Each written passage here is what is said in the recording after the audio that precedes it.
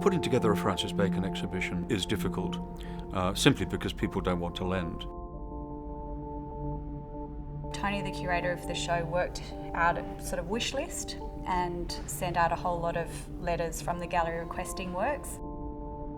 It's easy to go out and get any old 50 pictures, but to get 50 of the best, which it's got to be, it is hard. And in Bacon's case, it might be harder than usual. A lot of the lenders or people who own Bacons can be quite secretive. They're worth a lot of money. They want to remain anonymous.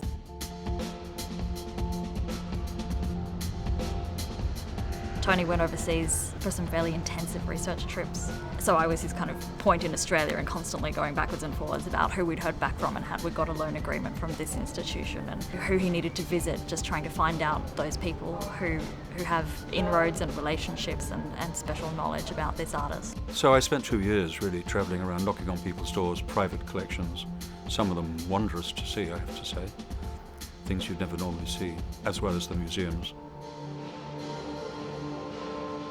First place I went was the Tate. They very generously lent us 5, in fact. So then I knew that we were on a roll, because until that I thought maybe it's impossible.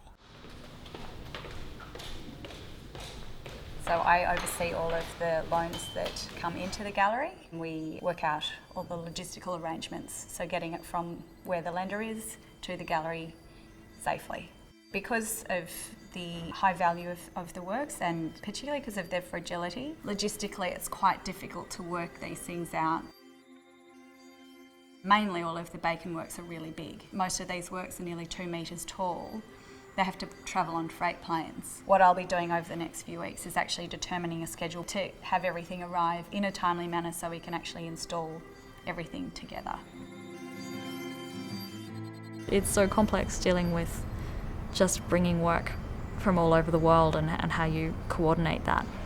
Different sizes of rooms, different bodies of work for different decades. Trying to massage all of that into place is really intuitive and interesting and slow, just trying to make it all make sense.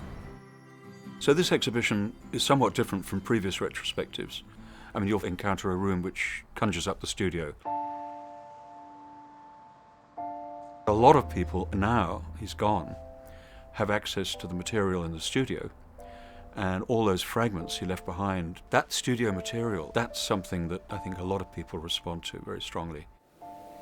So I went about selecting the items to link as closely as possible with the paintings that were chosen. Iconic images such as the image of Diego Velázquez's portrait of Pope Innocent X, which of course relates to many of the papal portraits that are included in this exhibition.